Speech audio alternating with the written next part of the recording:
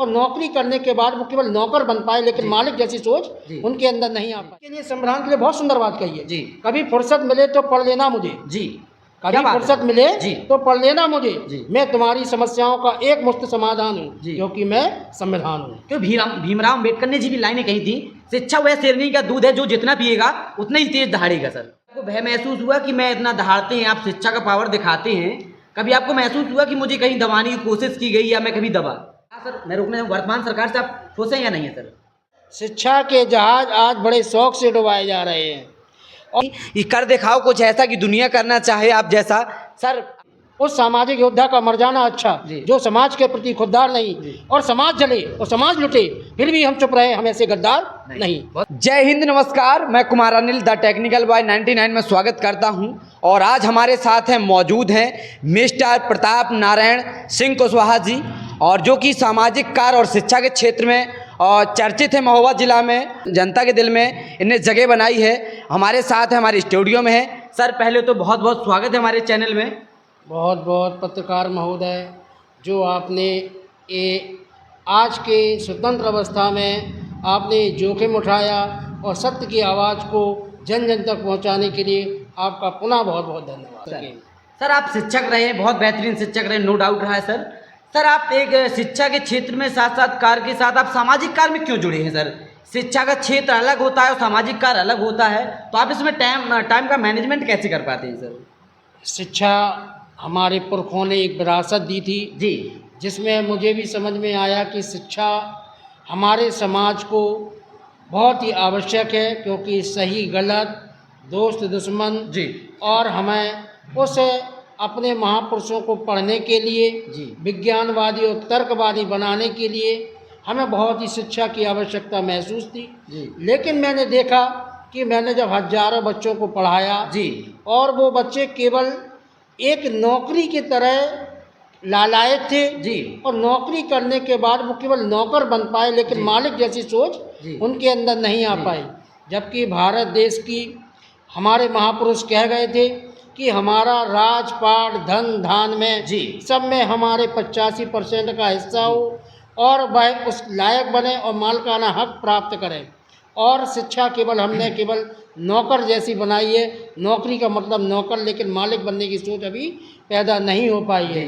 इसलिए हमें शिक्षा के साथ साथ उनके अंदर सामाजिक सोच परिवर्तन डालने के लिए इस क्षेत्र में आना पड़ा। सर आप कभी राजनीति का जिक्र नहीं करते, जब भी आपसे मैं मिलता हूँ या कोई भी आपसे मिलता है तो आप उसमें ये कहते हैं हम सामाजिक कार्य कर रहे हैं, कभी आप उसमें राजनीति का जिक्र क्यों नहीं करते? सामाजिक कार्य और राजनीति में क्या आपको डिफरेंस नज़र आता है? मुझे जैसे पत्रकारिता, सामाजिकता, शिक्षकता, आर्थिकता, मैं भी आपसे शायद कुछ अभी विचलित हूँ, क्योंकि मैं नहीं समझ पा रहा हूँ कि आप स्वतंत्र मीडिया के रूप में मेरे पास उपस्थित हुए हैं कि आज के चर्चित गोदी मीडिया के द्वारा उपस्थित। ये तो सर आपने पत्रकार को ही घेर लिया। क्या मेरे चेहरे से आपको लग रहा है कि गोदी मीडिया हो सकता है या स्वतंत्र मीडिया? क्या लगता है आपको मेरे चेहरे से? आप यदि मेरे इंटरव्यू में आने के लिए, मुझे जन जन तक आवाज़ बनाने के लिए अगर निकले हैं तो आपने गोदी मीडिया के खिलाफ कुछ ना कुछ स्वतंत्र रूप में एक जोखिम तो उठा ही लिया है। बिल्कुल आज की जो सरकार है, आज का जो वातावरण है,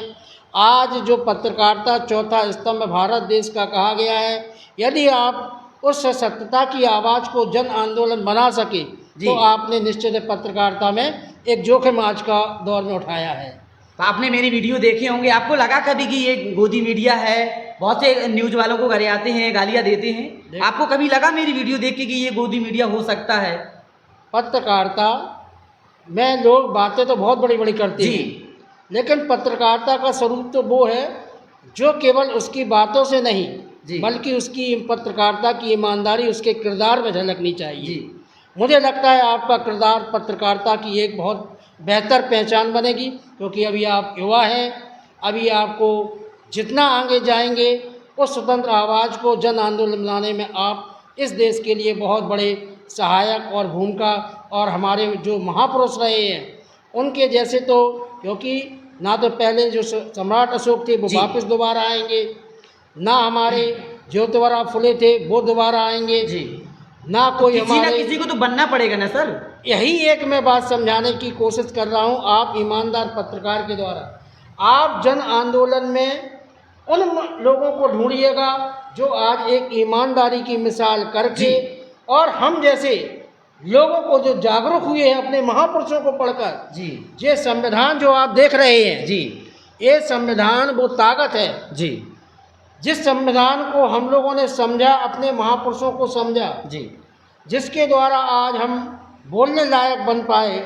और जब बोले तो ऐसा लगा कि हम भी किसी न किसी महापुरुष की प्रेरणा को आज हम अपने में जीवंत करने की कोशिश कर रहे हैं। क्योंकि कहा गया है कि इसके लिए संविधान के लिए बहुत सुंदर बात कही है जी, कभी फुर्सत मिले तो पढ़ लेना मुझे, जी, कभी फुर्सत मिले जी, तो पढ़ लेना मुझे, जी, मैं तुम्हारी समस्याओं का एक मुफ्त समाधान हूँ, जी, क्योंकि मैं संविधान हूँ। क्यों भीमराव अम्बेडकर ने जी भी लाइनें कही थी, शिक्षा वह शेरनी का दूध है जो जितना पिएगा उतना ही तेज दहाड़ेगा। सर अगर मुझे जिस जगह पर मैं 85% से आता हूँ जी, एक समय ऐसा था कि जो धार्मिक नशेड़ी है जी, वही धर्म एक समय कहता था कि पढ़ने का अधिकार केवल ब्राह्मण, वैश्य और क्षत्रिय को है। जी, लेकिन बाबा साहब ने जो शब्द कहा कि शिक्षा वह शेरनी का दूध है जो पिएगा दहाड़ेगा, जी, आज यदि हम इसमें कितनी सत्यता नजर आती है सर इन लाइनों में। आप इसको मेरे किरदार में देखते होंगे, क्या मैं शेरों की तरह दहाड़ने का जी, कोशिश जोखिम करता हूँ? जी, मुझे कभी भय नहीं लगता कि मैंने शिक्षा का सही उपयोग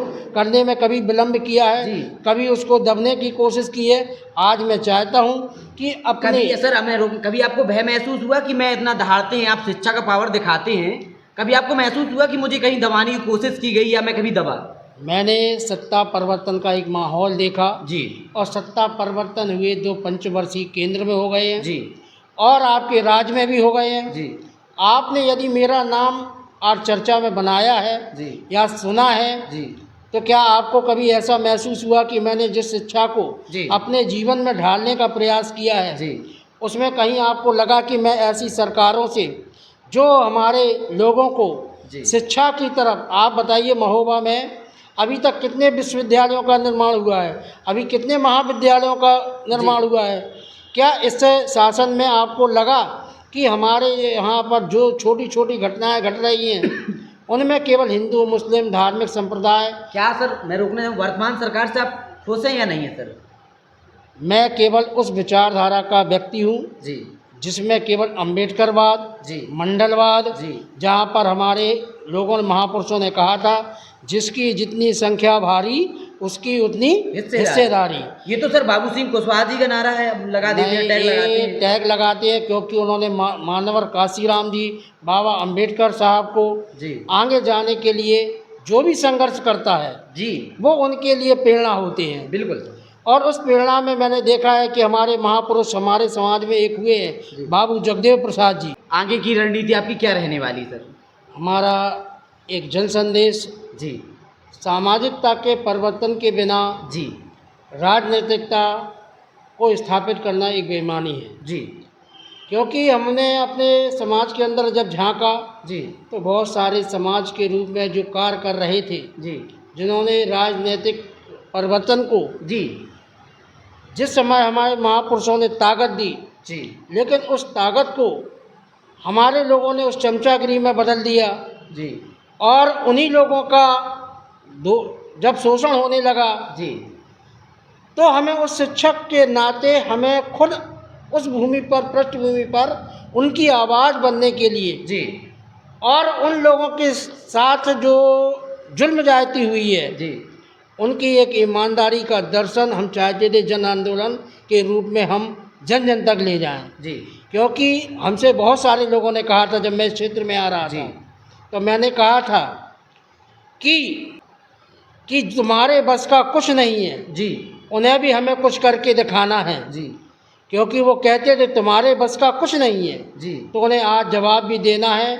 क्योंकि अभी तक जवाब दे नहीं पाए क्या सर आप? मैं उनको अपने कार्यों से, आज जो चर्चा का आप रूप देख रहे हैं, जी, उन रूपों में बहुत सारे लोगों ने समाज का शोषण, समाज को जितने आगे तक ले जा पाए हैं, जी, कार्य तो कोई ना कोई करते रहे हैं, जी, लेकिन बहुत सारे लोग ऐसे हैं जो समाज में कहीं ना कहीं उस रूप में भी स्थापित है जो आज शोषण का रूप भी समाज में स्थापित है। क्योंकि मेरा एक ही रहता है कि जुल्मों के साए में अपने लब खोलेगा कौन। जी। यदि आज भी हम चुप रहे तो फिर बोलेगा कौन। ये वेरी गुड सर। क्योंकि हमें बोलना सीखना ही पड़ेगा। बिल्कुल सर। और आज की सत्ता, आज के जो हमारे समाज के दलाल, उनके परिपेक्ष में यदि मैं कार्य नहीं कर सका और जनता के विश्वास को, समाज के विश्वास को जी अगर मैं आज पैदा नहीं कर सका तो मेरा शिक्षक होना, सामाजिक परिवर्तन का ढोंग लपाटना, ये पूरी तरह बेईमानी होगी। क्योंकि कहा है शिक्षा के जहाज आज बड़े शौक से डुबाए जा रहे हैं और हमारे उन शोषित वंचित जमात के बच्चों को धार्मिक नशा के रूप में उनको बुलाए जा रहे हैं। जी। कब तक 5 किलो का राशन ये सब खाएंगे मुफ्त का। क्योंकि हमारे बच्चे शरीर से नहीं बल्कि दिमाग से अपाहिज बनाए जा रहे हैं। अगर हमारे बच्चे मानसिक रूप से कमज़ोर रह जाएंगे तो शरीर की कमज़ोरी तो हम झेल जाएंगे जी। लेकिन अगर मन मस्तिष्क अगर हमारा बच्चों का गिरवी हो गया और उस धार्मिक नशा में हम लोग फंस गए, हम लोग हिंदू मुस्लिम में उलझे रहे, तो हमारे महापुरुषों को, अम्बेडकरवाद को, मंडलवाद को, महात्मा ज्योतिबा फुले को, पेरियार लल्लई सिंह यादव को, हमारे मानवर काशी राम जी को, बाबा साहब को कौन पढ़ेगा। मैं फिर से वही बात दोहराना चाहता हूँ। बाबू जगदेव प्रसाद ने एक बहुत सुंदर नारा दिया था कि 100 में 90 शोषित है, शोषितों ने ललकारा है और धन धान और राजपाट में 90 भाग हमारा है। जी। आप बताइए, आप पत्रकार हैं, निष्पक्ष पत्रकार हैं और मुझे लगता है गोदी मीडिया से हटकर है जी। तो क्या आप बताइए, अगर आज डीएम की अगर लिस्ट निकाली जाए तो उसमें 90% में कितने आपको डीएम मिलेंगे। जी। अगर एसपी थानेदार जो होता है उसमें आप बताइए उस शोषित वंचित जमात के ओबीसी एससी के कितने लोग आपको उसमें मिलेंगे। जी। अगर हमारा पूरा का पूरा देश चलाने का पूरा सिस्टम, व्यापार में आप बताइए कितने लोगों की हमारी फैक्ट्रियां चल रही हैं, कितने लोगों को हमारे सरकार के द्वारा अनुदान दिया जाता है। जब हमारा बजट बनता है और वही सामंतवादी, समणवादी, मनवादी लोग बैठकर सरकार की योजनाएं बना रहे हो तो क्या वो हमारे हितों में बनाएंगे। आज 90% में यदि हम झाँकें तो हमारा 3% भी लोग आज हमारी सरकार की व्यवस्था चलाने, देश की चलाने की व्यवस्था में नहीं है। तो कैसा लगा हमारे वीडियो? इस वीडियो को ज़्यादा से ज़्यादा शेयर करें और हमारे इंटरव्यू ऐसे देखने के लिए हमारे चैनल को सब्सक्राइब करें और ऐसी ही लगातार हमारी सीरीज चलती रहेंगी। ये कर दिखाओ कुछ ऐसा कि दुनिया करना चाहे आप जैसा। सर, आपने टाइम दिया, आपका बहुत बहुत तहे दिल से शुक्रिया सर कि आपने इतना हमें टाइम दिया। उस सामाजिक योद्धा का मर जाना अच्छा, जो समाज के प्रति खुददार नहीं और समाज जले और समाज लुटे फिर भी हम चुप रहे, हम ऐसे गद्दार नहीं।